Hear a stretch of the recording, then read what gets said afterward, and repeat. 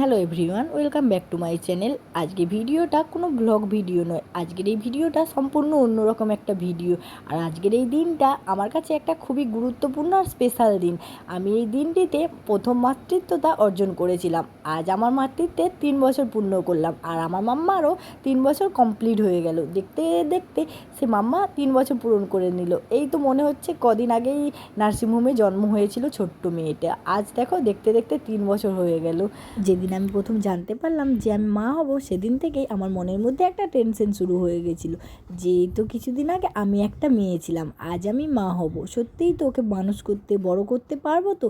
আমার মাম্মা যখন হয়েছিল ওয়েটে খুবই কম হয়েছিল, 1 কিলো 800 গ্রাম হয়েছিল মাত্র। সেই জন্য ওকে আমি নিতে পারতাম না, খুবই রোগা পাতলা হয়েছিল, নিতে ভয় পেতাম, সাহস পেতাম না। সেই জন্য ওর দিদুন ওকে কিছুদিন বড় করে দিল, 5-6 মাসের পর্যন্ত একটু বড় করে দিল।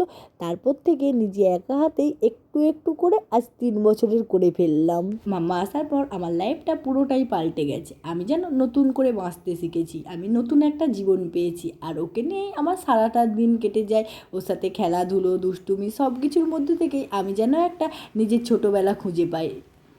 সারাদিন ওর সাথে খেলা, দুষ্টুমি করা, ওকে খাওয়ানো, ওর পেছনেই আমার সময় কেটে যায়। আমি যে নিজের জন্য কিছু করব তা আর সময় হয়ে ওঠে না। তারপর থেকে ধীরে ধীরে একটু একটু করে বড় হয়ে গেল, একটু একটু করে কথা শেখালাম, হাঁটা শেখালাম, সব কিছুতেই বড় হয়ে গেল। আর আজও 3 বছর কমপ্লিট করে একটা পাকা বুড়ি হয়ে গেছে। ওর সাথে কেউ কথাই পারবে না, এত কথা বলতে শিখেছে।